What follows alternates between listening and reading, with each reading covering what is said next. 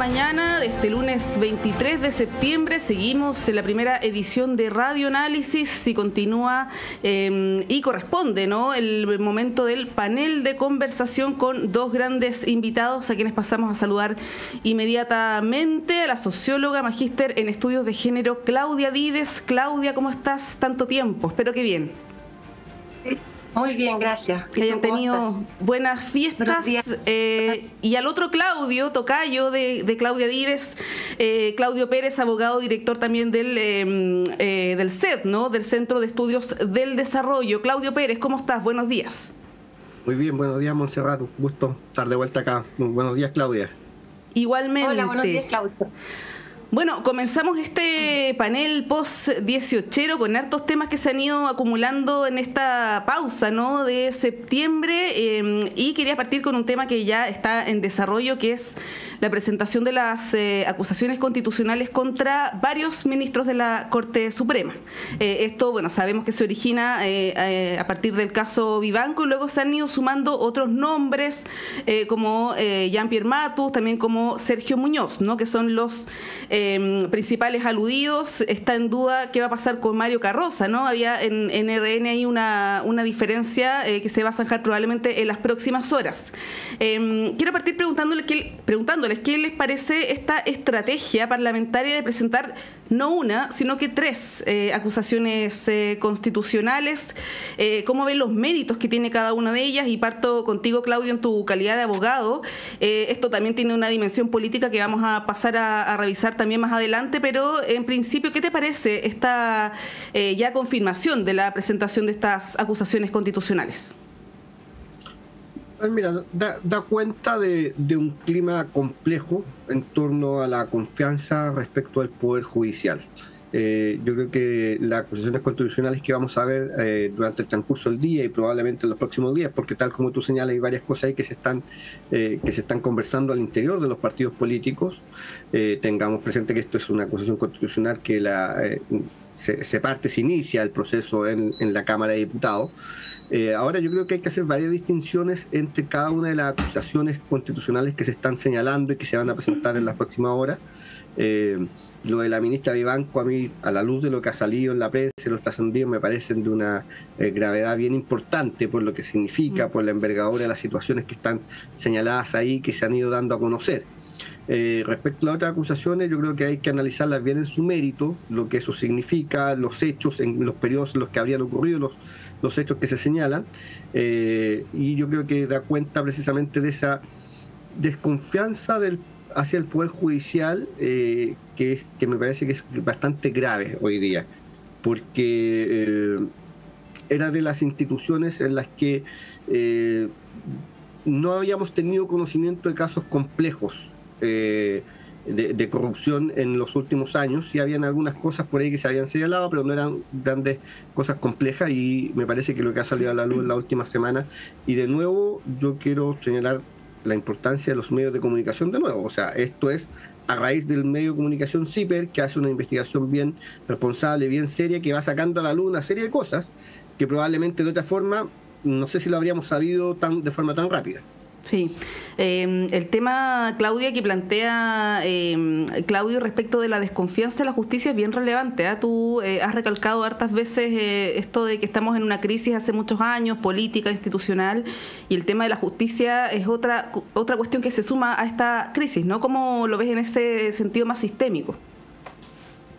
Sí, como tú bien has dicho, yo he hecho bastante énfasis en la crisis permanente que tenemos de la institucionalidad chilena, que comienza antes del estallido social, ¿no? Que esto no es producto del estallido social, sino que son las dinámicas sociales que hay en nuestro país y que dan cuenta de una crisis de la legitimidad de las instituciones clásicas, digamos, de la democracia.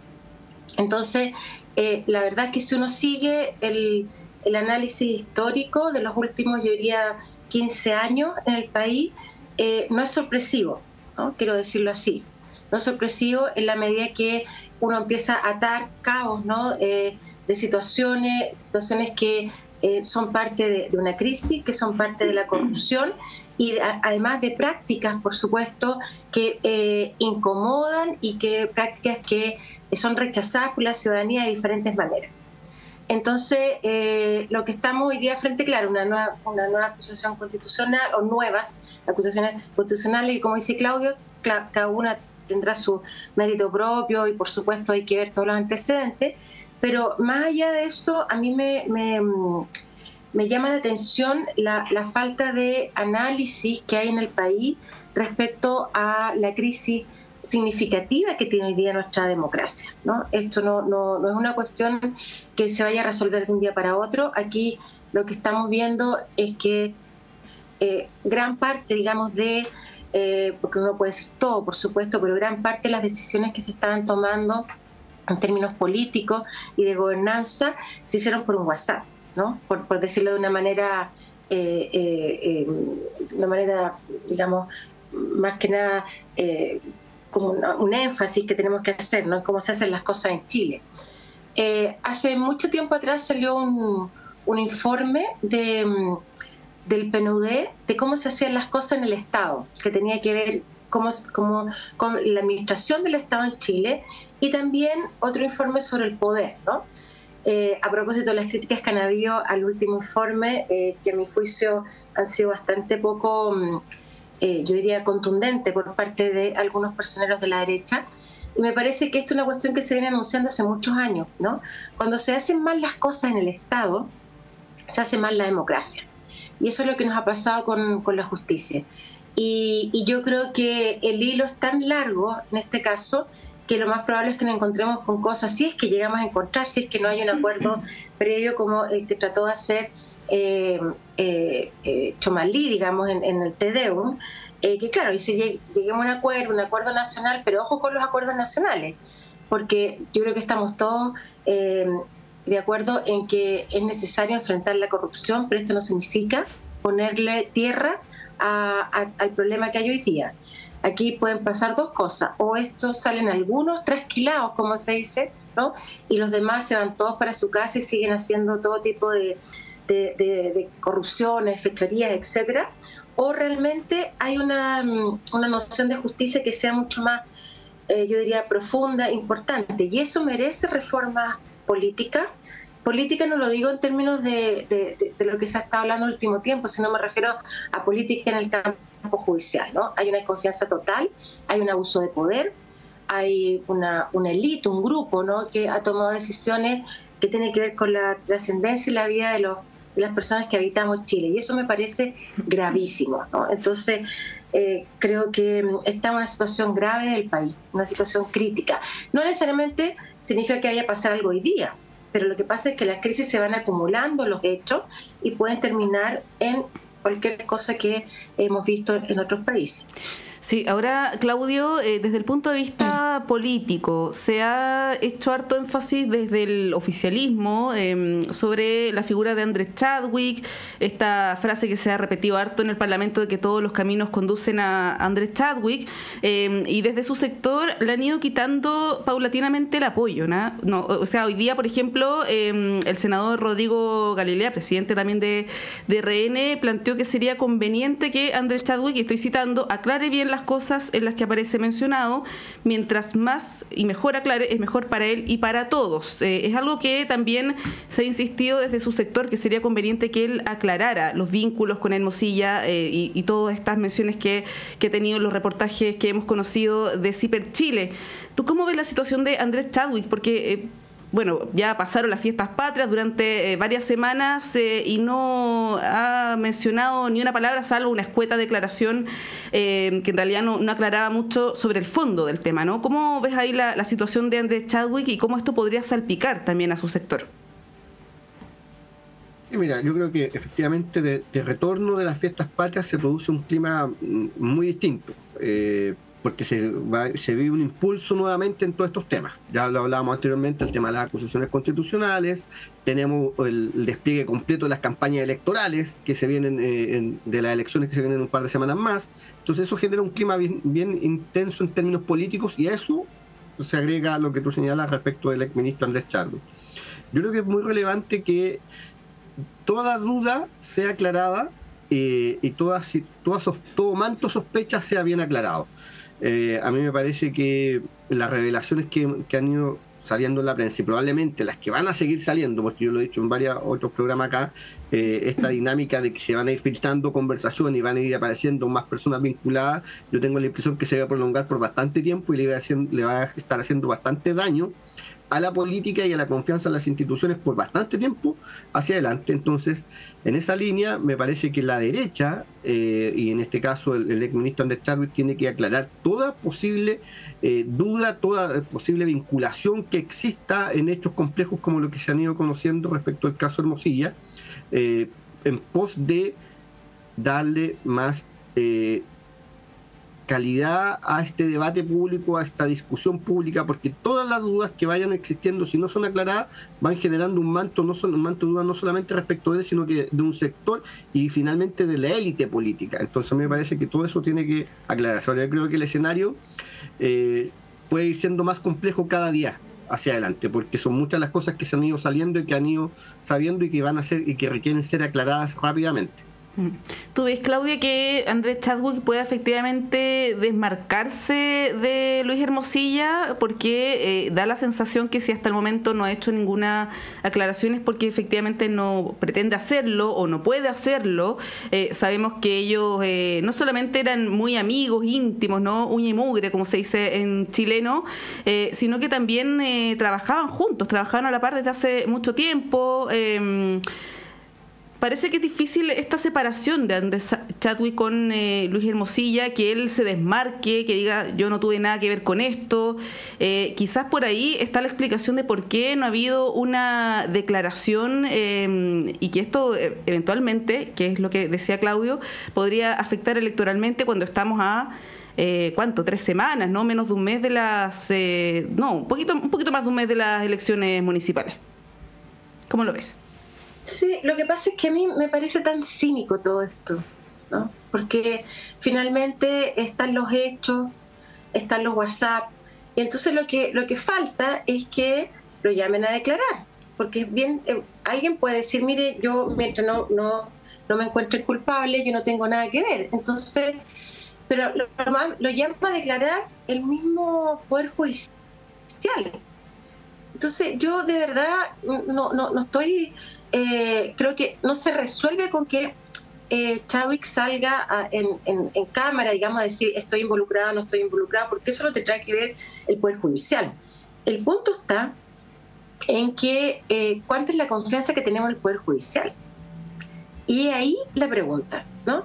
Porque es evidente que él está involucrado, o sea, son amigos, tendrán, no sé hasta qué punto, ¿no? Yo no conozco todos los hechos, pero es muy evidente la relación. Entonces más bien me parece como, por eso digo que es un poco cínico todo esto, porque ¿quién va a llamar a Chadwick a declarar? ¿Lo van a llamar al Congreso a declarar? ¿A una comisión? Así como llamaron a Crispi y nunca se supo nada. ¿Van a hacer eso? ¿O van a sobre el caso de convenio, me refiero a que quedó en una nebulosa espantosa, ¿no? Y que se van sumando casos de corrupción, casos en los que la élite, o algunos llaman clase política, ¿no?, están involucrados. Entonces a mí me parece que está en la situación de gravedad que mi temor es que haya un foja cero. Y que ante el llamado del arzobispo, que todos por supuesto celebraron, que a mí me parecía insólito, ¿no?, porque en realidad es un llamado de acuerdo nacional que puede significar tapar todo. Y eso yo creo que es lo que tenemos que estar alerta. Ahora, alerta a las personas que nos interesa este campo, porque la verdad es que tampoco hay una sociedad civil fuerte que sea capaz de seguir, ¿no?, y yo diría de monitorear este nivel de corrupción, ¿no? No tenemos hoy día ni sindicatos fuertes, la CUT más bien es parte del gobierno, ¿no? Entonces no hay sindicatos fuertes, no hay ONGs que se dediquen al tema anticorrupción o están ligados al gobierno de turno. Entonces yo veo bien compleja la situación en Chile, ¿no? Y claro que yo no sé si esto va a afectar en las municipales. Yo creo que las municipales tienen una característica que son cuestiones locales. Estoy hablando de las alcaldías. No me meto en las gobernaciones y todo eso, porque yo creo que es mucho más complejo, porque además el caso de gobernaciones está está relacionado con las corrupciones, ¿no?, que han habido a propósito del caso Convenio. Entonces ahí cada uno tendrá comportamiento a nivel regional. Pero yo no sé si la gente está tiene una relación tan directa, caso Hermosilla y vinculación con las elecciones. A veces la gente vive en otros mundos, generaciones completas que están totalmente insensibilizadas con el tema político a nivel nacional como a nivel mundial.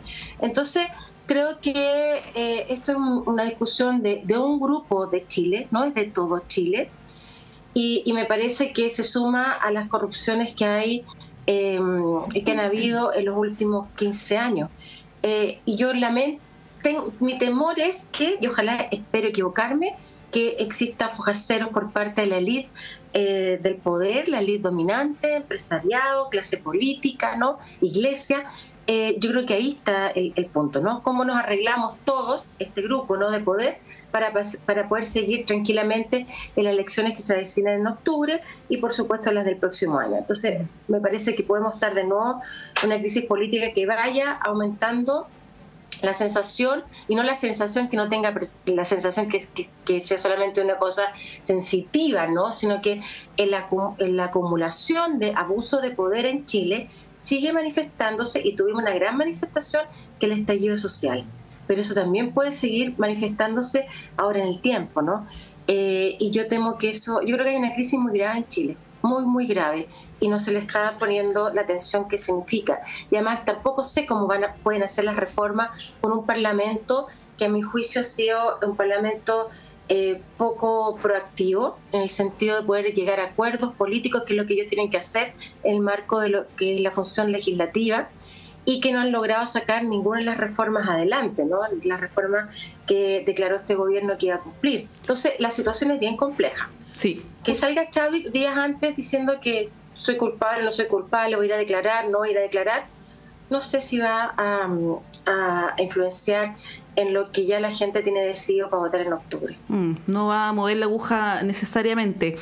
Ahora, Claudio, estas acusaciones constitucionales, volviendo al inicio, se presentan en un contexto de una agenda legislativa bien robusta por parte del gobierno. Hay varios proyectos ahí también que están estancados y compromisos del gobierno, ¿no? Está el tema del CAE, que se dijo que se iba a presentar en septiembre, finalmente eso no va a ocurrir. Está lo de eutanasia, la reforma de salud que se había comprometido para el mes de octubre, presupuesto que tiene que ingresar en los próximos días, además de estas 3 acusaciones constitucionales. Y ahí te quería preguntar cómo ves el escenario en el Congreso, con una especie de atochamiento, ¿no? Si lo viéramos como esta vuelta del 18, ¿no?, en las carreteras, una imagen similar se ve en el Congreso. ¿Cómo ves eso y los compromisos que tiene el gobierno? Porque se hizo mucho énfasis en el tema principalmente del CAE y de la eutanasia. Y cuando se crean expectativas y luego no se cumplen, bueno, se genera ahí también una desafección, ¿no?, con la ciudadanía.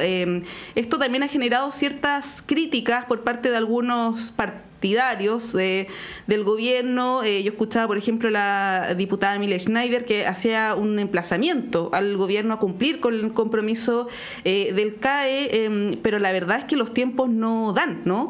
Y en el caso particular del CAE, lo que argumentó el ministro Cataldo es que no se hacía por una cuestión de agenda, porque él viajó a Nueva York con el presidente y luego se ingresa la ley de presupuestos, pero lo cierto es que no hay apoyos en el Congreso para ese proyecto en particular, ¿no?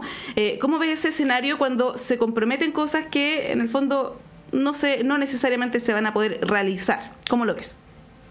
Yo agregaría a todos los temas que tú señalas la cantidad de nombramientos pendientes que tienen que resolverse también. Hay nombramientos pendientes de ministro de la Corte Suprema, hay nombramientos pendientes del Contralor General de la República, nombramiento pendiente en el CERVEL, y se me va más de algunos, seguramente. Y eso además genera un tema bien complejo. Cada uno de esos nombramientos en sí mismo son nombramientos complejos que deben resolverse en las instancias propias del Congreso Nacional también. Entonces, yo creo que hay muy poco tiempo hacia adelante. El tiempo legislativo, yo lo he dicho varias veces, a mi juicio se terminó. O sea, los gobiernos pueden hacer trabajo legislativo durante los 2 primeros años, presentar propuestas, avanzar en grandes reformas. Los segundos 2 años, que es el periodo en el que ya estamos, y sobre todo ya entramos al último año legislativo, son años bien complejos, donde finalmente lo que vamos a ver, me da la impresión, se va a tratar de sacar los temas más urgentes. Hay un tema muy, muy urgente en materia penitenciaria, hay unas reformas bien importantes que hay que hacer en materia penitenciaria en un periodo bien corto, y reformas necesarias y urgentes que hay que hacer. Por un lado, hay toda una agenda que está tratando de impulsar el gobierno, pero que a mí me da la impresión que es simplemente para hablarle a su público, y yo espero que el Ejecutivo no caiga en eso en el poco tiempo legislativo que queda, porque sabemos que esas son propuestas solamente para un público, para su electorado, que no generan consenso mayoritario en el Congreso Nacional para transformarse en reformas importantes hacia adelante. Lo del CAE es algo que se ha dilatado por muchos meses, y es evidente que no existe un consenso en las propias filas del Ejecutivo, y eso enreda evidentemente la tramitación legislativa que pueda existir hacia adelante. Entonces yo diría, para cerrar esta respuesta, que el escenario legislativo es muy complejo, está cruzado por reformas muy importantes. Ni siquiera he mencionado todavía la discusión de la reforma en materia de pensiones. Entonces hay reformas muy importantes en discusión en el Congreso Nacional, muy poco espacio político para hacer cosas nuevas, y además nombramientos muy importantes pendientes todavía en el Congreso Nacional. Entonces yo creo que hay un escenario complejo. Además, próximos 60 días son elecciones municipales y gobernadores. Después de eso va a haber qué pasa, va a haber que analizar el resultado. Eso siempre genera impacto en el Ejecutivo. Probablemente no van a ser pocas las autoridades que salgan del Ejecutivo para emprender candidaturas parlamentarias del próximo año. Entonces la verdad es que espacio legislativo es muy, muy poco el que hay, y yo concentraría los esfuerzos en las cosas más urgentes y prioritarias para el país. Sí, había olvidado mencionar la reforma que anunció el ministro Cordero del nombramiento de los jueces, que dijo que se iba a presentar a mediados de octubre, otra más en octubre, va a estar bien cargado ese mes. ¿Cómo ves el escenario, Claudia, en el Congreso, ¿no? Y la posibilidad que, en términos generales, el gobierno pueda implementar alguna de sus reformas? Bueno, yo estoy de acuerdo con Claudio ahí. Hay una trayectoria en el Congreso, de acuerdo a los 4 años de gobierno, que es bastante clara. No sé si podría ser distinto en este gobierno, sobre todo a propósito de la falta de quórum, ¿no? Yo creo que ya es difícil que saquen lo que han prometido. Además, sin apoyo de la sociedad civil. En el caso de pensiones, por ejemplo, no hay ningún apoyo por parte de la coordinadora NAMA AFP, que sigue siendo la organización más importante en términos de lo que es el apoyo a la transformación en el campo de pensiones, ¿no? Entonces, un gobierno que no tiene mucho apoyo desde la sociedad civil para llevar a cabo los propios cambios que puso en su proyecto de gobierno. Y por otro lado, lo que dice Claudio y tú, ¿no? Que en el fondo también son las prioridades, son los temas que se van volviendo prioritarios de acuerdo a las problemáticas que van apareciendo. Lo de las cárceles es un problema prioritario, ¿no? Y yo creo que está ahí, está atajándose, pero sin embargo no da para mucho más. Y me parece que el tema del CAE, creo que si sacan algo va a ser una reformita, ¿no? Por decirlo así, algo que no va a tener mucho apoyo, que en el fondo es como una repactación de la deuda, ¿no? No es más que eso. No creo que sea muy trascendental. Entonces, me parece que los tiempos que vienen están sumamente claros. O sea, octubre elecciones, cambio de gabinete, lo que decía Claudio, ¿no? Que se han dicho en todos los medios, que vienen algunos que ya se van para senadores o senadoras y diputados, y se acabó el año, se acabó el año escolar, ¿no?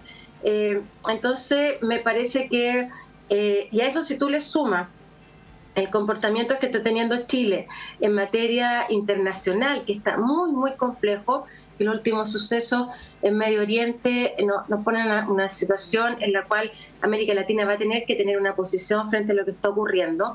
Me parece que no hay mucho tiempo más, ¿no? Yo lo veo difícil muy, muy difícil llegar a consolidar algún tipo de reforma. ¿Para qué hablar de la tributaria? Que eso ya ni siquiera se habla, ¿no? Que ya se olvidó, pasó a ser parte de casi la fantasía en este caso. Así es. Bueno, son las 9 en punto. Les propongo que hagamos un breve corte. Estamos con Claudio Pérez y Claudia Dides. A la vuelta tenemos otros temas para seguir analizando la política y la actualidad nacional y también internacional, si es que hay algún espacio. Hacemos un breve corte y volvemos en unos minutitos.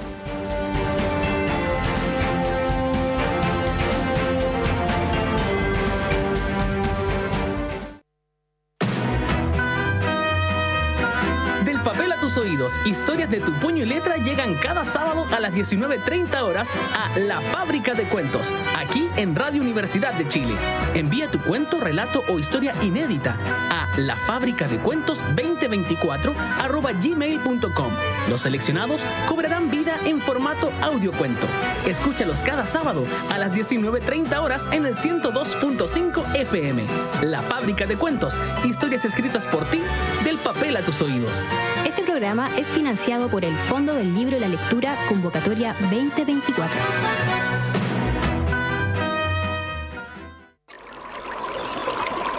Aguas Trayén o Cascada en Mapudungún es la mejor agua purificada con tecnología de última generación. Para más información, visite su página web www.aguastrayen.com.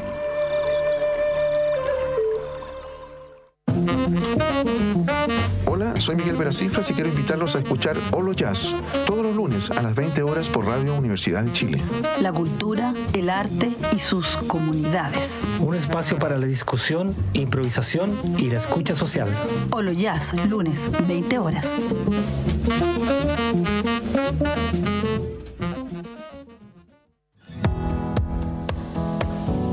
¿Pensabas que la sexualidad era solo cosa de jóvenes? Las Vueltas de la Vida, un programa que desafía los estereotipos y nos invita a explorar la sexualidad en las personas mayores. Hola amigos y amigas, soy Johnny Acevedo Ayala, profesor asociado de la Facultad de Medicina de la Universidad de Chile, y les invito a escuchar cada martes a las 11 de la mañana Las Vueltas de la Vida, sexualidad de las personas mayores. Prepárate para una mirada sincera y reveladora sobre un tema que nos concierne a todos y todas. Les invitamos a escuchar Psicología y Sociedad, donde se abordan investigaciones, publicaciones y temas de interés e incidencia pública para una sociedad en constante transformación. Conduce la periodista Daniela Suau, todos los lunes de 18 a 19 horas en el 102.5 FM y online en radio.uchile.cl.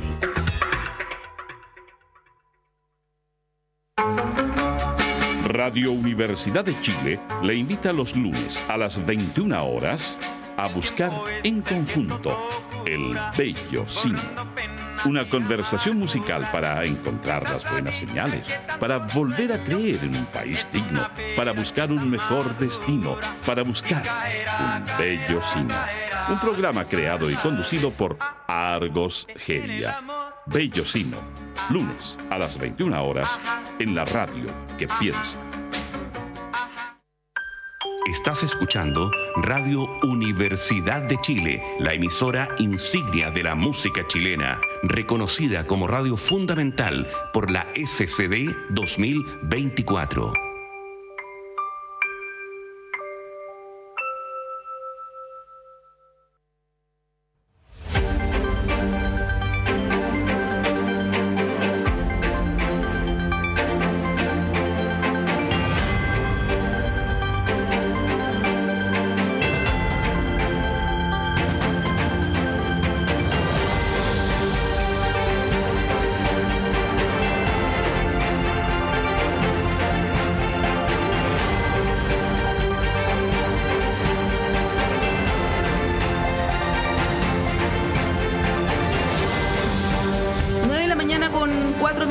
Seguimos en esta primera edición de Radio Análisis. En el panel de conversación estamos con Claudia Vives y Claudio Pérez.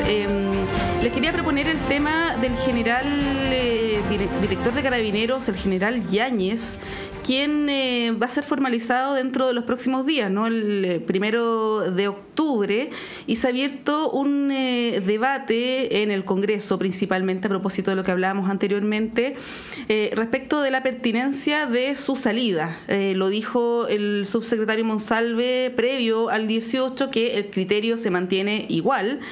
Por lo tanto, cualquier autoridad que sea formalizada debe dejar su cargo previamente. ¿Cómo ven esa situación, considerando, ya lo vamos a analizar también, ¿no? Considerando el tema de la seguridad, los homicidios, ¿no? Se ha hecho una vinculación. Recuerden que esta decisión se tomó a partir del asesinato de los 3 carabineros en el sur.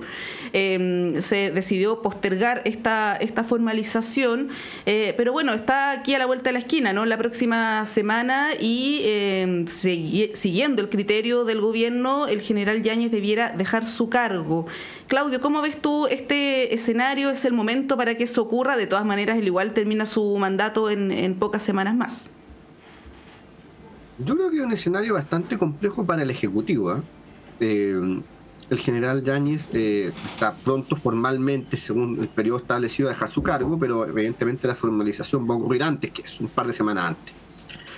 Y más que acá si sale o no sale el periodo, es más bien la situación política, diría yo, o el gesto político, para decirlo en esos términos. Es si el general Yáñez va a salir, va a dejar su cargo antes de la formalización, lo cual a mí me parece bastante lógico, y creo que el criterio que haya adoptado el Ejecutivo me parece bueno y saludable para las instituciones, para la democracia, que la autoridad, previo a ser formalizada, deje su cargo.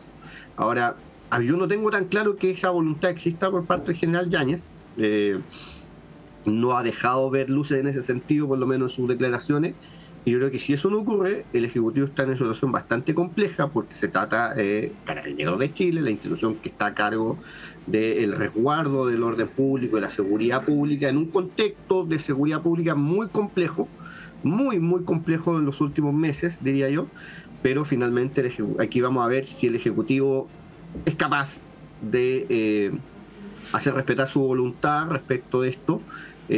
Pero como te decía, creo que es un escenario muy complejo, tanto para Carabineros, pero sobre todo para el Ejecutivo, porque no veo voluntad por parte del general Yáñez de que eso ocurra, y a mí me parece que el criterio que ha señalado el Ejecutivo es lo más lógico y lo más saludable.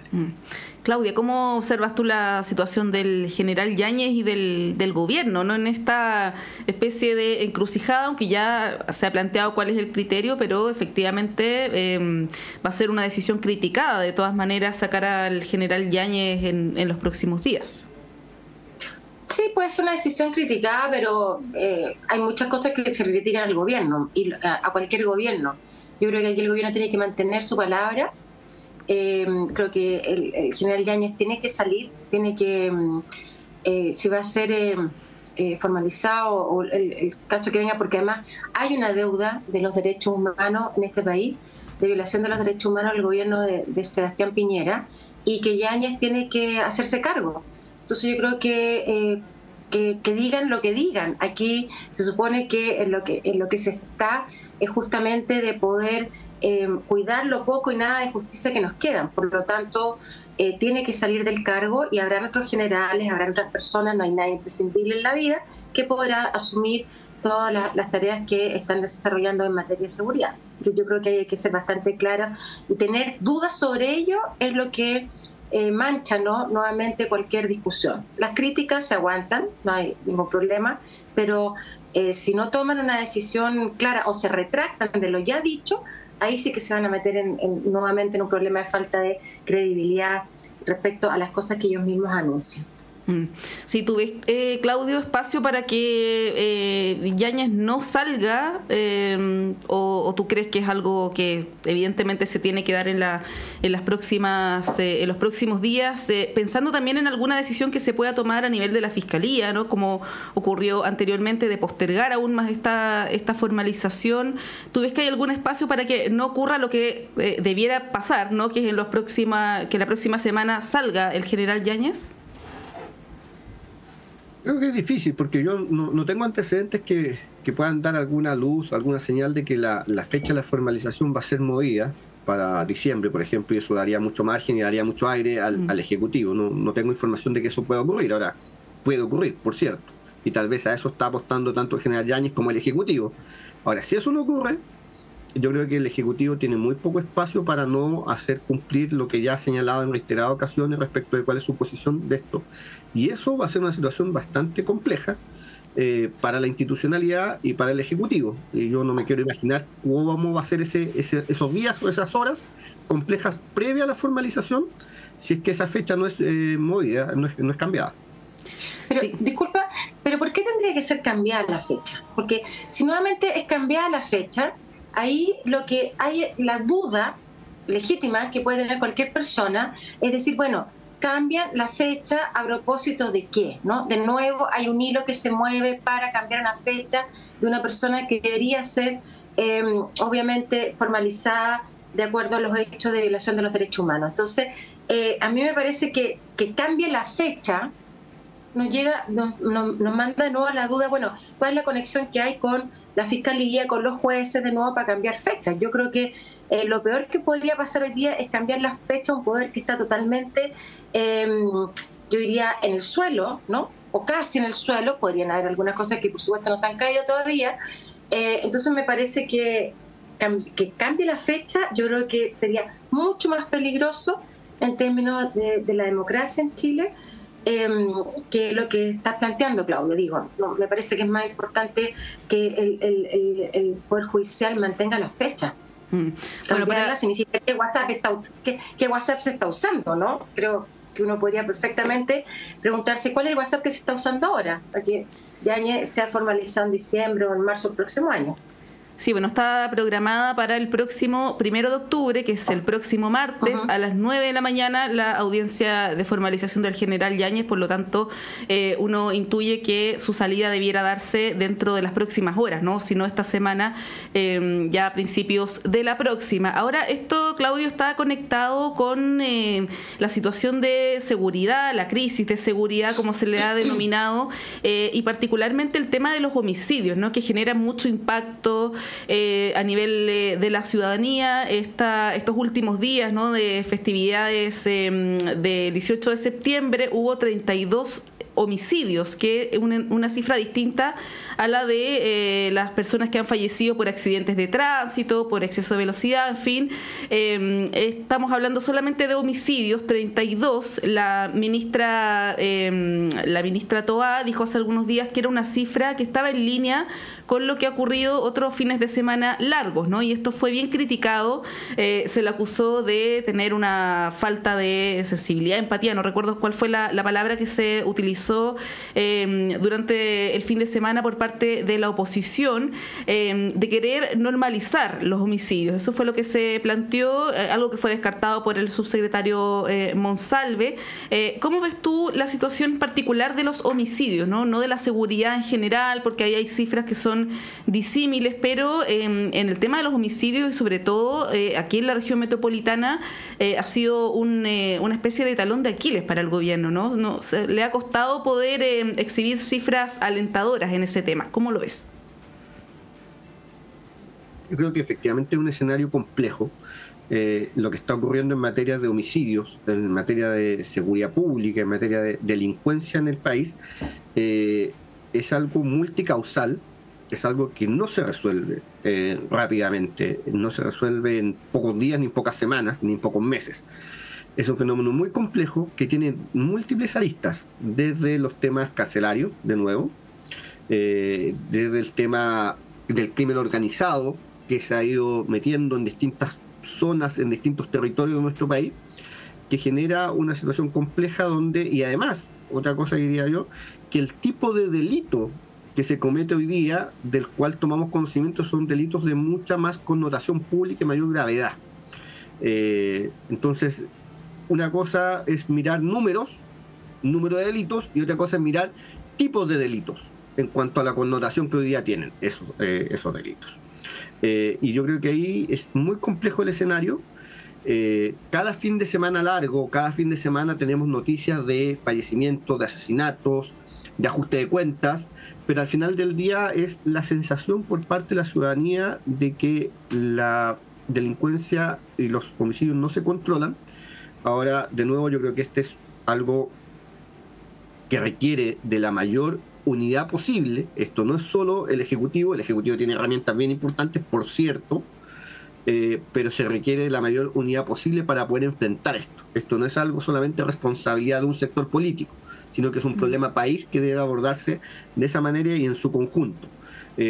Pero yo creo que lo que se viene hacia adelante va a ser bien complejo, porque de nuevo, dado que estamos en un periodo electoral, todas estas situaciones complejas de seguridad pública generan una situación política de la cual un sector siempre va a tratar de sacar provecho. Y esto no estoy diciendo el sector hoy día que es la oposición, sino que es el juego habitual entre oposición y ejecutivo con el tema de seguridad pública.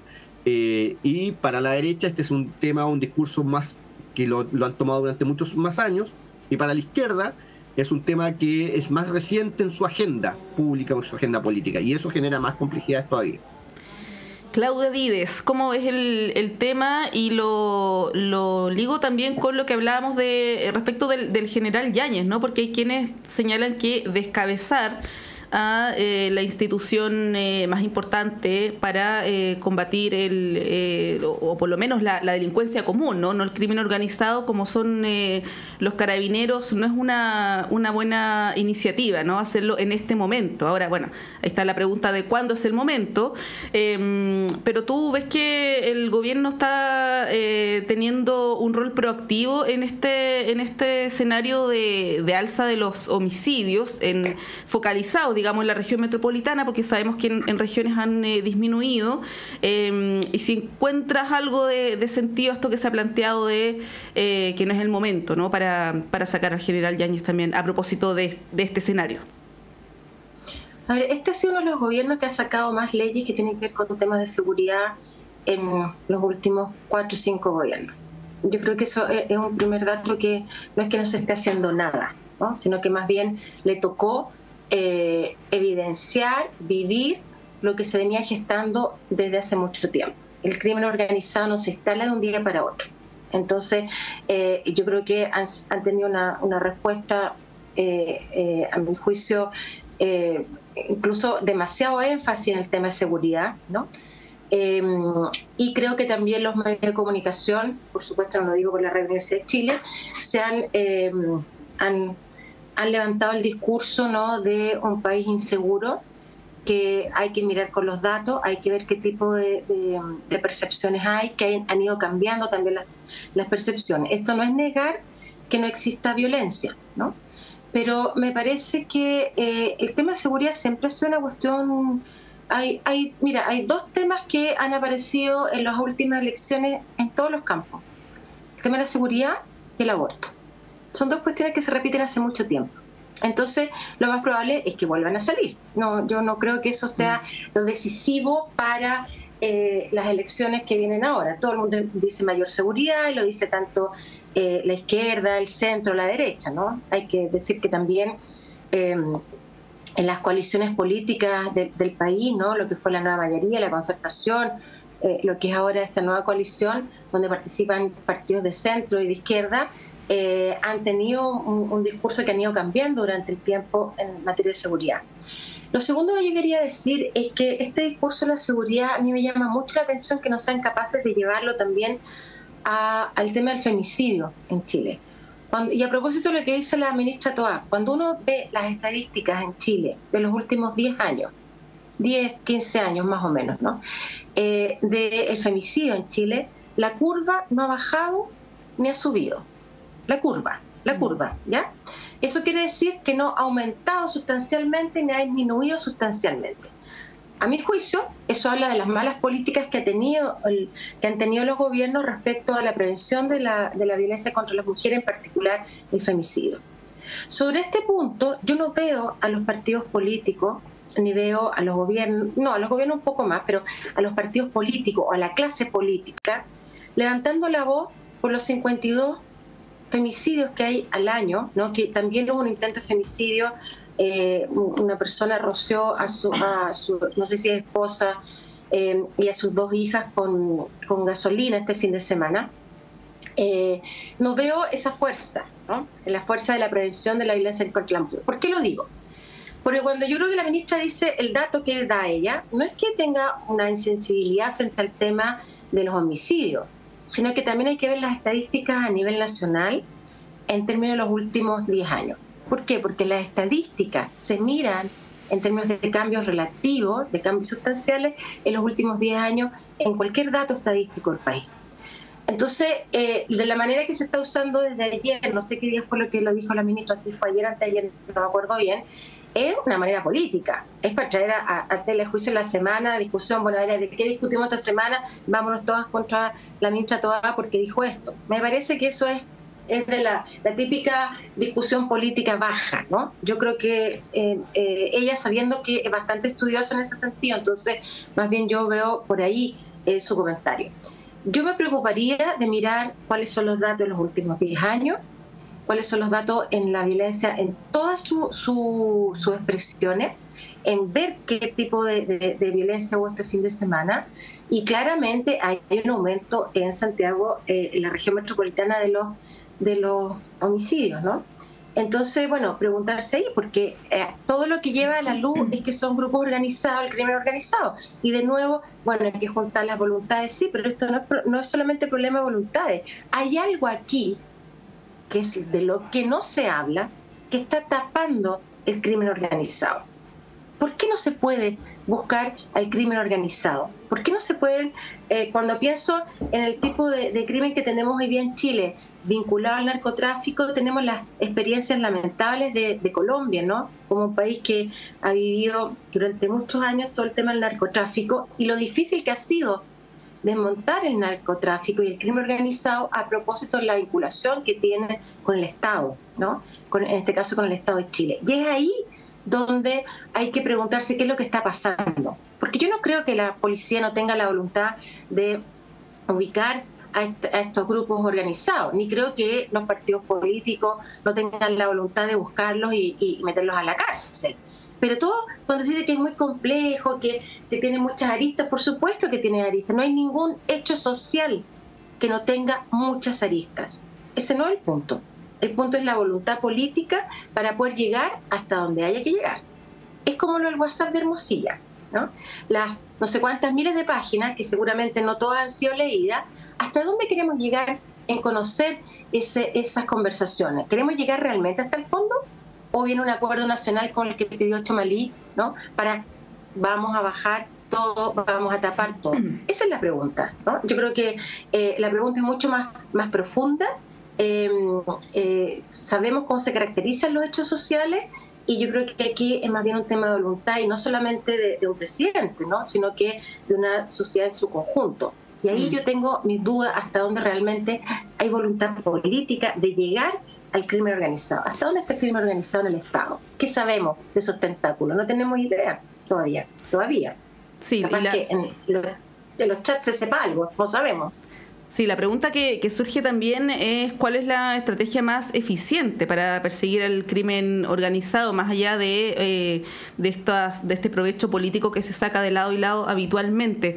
Nos quedan algunos minutos y yo los quería llevar al plano, no sé si es nacional o internacional, a propósito de la Asamblea General de la ONU que comienza a partir de esta jornada. El presidente Boric ya está en Nueva York, tiene varias actividades durante este día, entre ellas, bueno, una reunión con Mahmoud Abbas, ¿no? Y sabemos que el propósito, ¿no? El lema, por decirlo así, de la participación del presidente en esta cumbre es democracia y derechos humanos. En un contexto donde hay una crisis de las democracias, tenemos varios ejemplos, ¿no? Hemos hablado del caso de Venezuela y derechos humanos a propósito también de lo que ocurre en Medio Oriente. ¿Cómo ven la participación del presidente Boric en este espacio? ¿Qué expectativas tienen? ¿Qué esperarían que el presidente pudiera decir, ¿no? O que pudiera salir de estos encuentros que va a tener durante las próximas horas? Claudio. Mira, a mí me parece que evidentemente democracia y derechos humanos son dos grandes ejes importantes en las relaciones internacionales de nuestro país. y dos temas importantes para el contexto internacional, donde, tal como tú señalabas, hay varias democracias en tensión hoy día y evidente violación a los derechos humanos en distintas partes del territorio del planeta. Ahora, yo creo que lo relevante de esta gira y de esta instancia es poder ver de qué forma la comunidad internacional, que yo diría está bastante en tela de juicio respecto a su capacidad para poder intervenir o resolver o contribuir a la resolución de conflictos que están ocurriendo. Lo hemos visto respecto al tema venezolano, lo hemos visto respecto al tema del conflicto en Medio Oriente, donde la comunidad internacional pareciera ser que, más allá de declaraciones totalmente lógicas y que uno comparte en términos de condena a los hechos que están ocurriendo, pareciera ser que es una comunidad internacional que no tiene más margen que solamente hacer condenas públicas. Entonces a mí me parece que ahí va a ser importante saber cuánto más puede hacer la comunidad internacional para poder contribuir a la resolución de conflictos bien relevantes e importantes en materia de democracia y en materia de derechos humanos. Yo creo que ahí hay un desafío muy, muy importante. Claudia Vives, ¿cómo lo ves? Bueno, yo creo que los dos ejes, tanto la democracia como los derechos humanos, están en crisis. Y lo digo con esta fuerza porque creo que es creo que es un fracaso total de la comunidad internacional el hecho de no poder parar el genocidio que está haciendo Israel en los territorios ocupados de Palestina. Y a mí me parece que esa es la expresión máxima cuando se matan niños y niñas, guaguitas, ¿no? Se matan todos los días. Llevamos un año de conflicto. Y cuando los gobiernos no son capaces de romper relaciones con un Estado genocida, me da la impresión entonces que no sé dónde tiene el valor de los derechos humanos. Hoy día la comunidad internacional, a través de Naciones Unidas, ya sabemos todo lo que ha pasado, y como dice Claudio, solamente son declaraciones, ¿no? Y siguen matando todos los días, y el conflicto hoy día ya está en el Líbano, en Beirut, y lo más probable es que siga avanzando. Entonces, que se junten, sí, es un hecho más, pero no es relevante para el conflicto. Los conflictos se paran, primero no vendiendo armas, ni recibiendo armas de países genocidas como Israel, como lo hace Chile. Segundo, estoy hablando desde mi país. Segundo, se hace cuando se rompen relaciones con los estados genocidas, porque se da un ejemplo de cómo se tienen que hacer las cosas en un país en el cual sí respetamos los derechos humanos, ¿no? En el sentido más amplio, porque también tenemos deuda de derechos humanos en nuestro país. Y me parece que eso no ha sido claro por parte del gobierno. Ha condenado los hechos, por supuesto, pero ha mantenido una relación con el Estado de Israel. Y yo creo que hoy día es tan importante, es tan fuerte lo que se está viviendo, porque además pone en duda lo que se aprendió con la Segunda Guerra Mundial, que fue el holocausto de los judíos, ¿no? Y justamente se crean ahí la Declaración de Derechos Humanos para evitar este tipo de guerra. Sin embargo, es Occidente y la misma Comunidad Europea la que ha ido apoyando a Israel, así como los Estados Unidos. Entonces, cuando no hay claridad respecto a qué eje hay que estar, ¿no?, me parece que puede ser complejo para un gobierno. Y yo creo que Chile no ha tenido una posición clara respecto a romper relaciones con Israel. Creo que eso es lo justo, creo que eso marca un hito en la defensa de los derechos humanos. Y eso no lo veo claro, que se junte con la autoridad palestina, que además acuérdense que Gaza, en esa autoridad palestina no tiene importancia en términos de gobierno, y que hoy día la Cisjordania está, por supuesto, también siendo parte de la guerra que tiene Israel desde 1948. Entonces yo creo que hay posiciones que no han sido claras, ¿no? Y eso a mí me duele, no solamente como analista, como socióloga, sino como también como nieta e hija de familia palestina, ¿no? Que frente a un genocidio de esa naturaleza, el mundo se ha callado, el mundo está en silencio y están haciendo desaparecer un grupo humano. Y eso no tiene doble estándar. Y otra cosa que quería decir, la reunión con Zelensky, que fue lo último que digo, que fracasó con Latinoamérica. Que hay que preguntarse entonces por qué tenemos que reinarle tanta pleitesía a Zelensky, ¿no?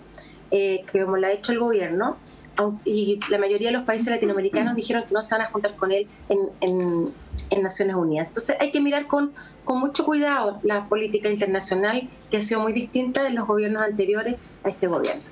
Sí. Hay que decir que esta es la primera Asamblea General de Naciones Unidas después del ataque de Hamas a Israel, que motiva este conflicto que ya lleva, como dice Claudia, casi un año, porque ocurrió esto el 7 de octubre de 2023, por lo tanto va a ser relevante los pronunciamientos que allí se den, aunque sea en el plano simbólico, ¿no? Por lo que ustedes también mencionan. Así que vamos a estar pendientes. Cerca de la 1 de la tarde va a ser esta reunión entre el presidente Boric y el presidente del Estado de Palestina, Mahmoud Abbas. Así que también vamos a estar muy pendientes de aquello. Sí. Así es. Claudio Pérez, muchas gracias por acompañarnos durante esta mañana de día lunes, post 18, difícil para algunos levantarse. Así que muchas gracias por estar con nosotros en Radio Análisis. Muchas gracias, Montserrat. Muchas gracias. Un gusto, Claudia. Claudia Vives. Nos vemos. Chao. Que esté muy bien, que tengan buena semana. Gracias, igualmente. Chao. Bueno, cuando son las 9:31 hacemos un breve corte y a la vuelta está Claudio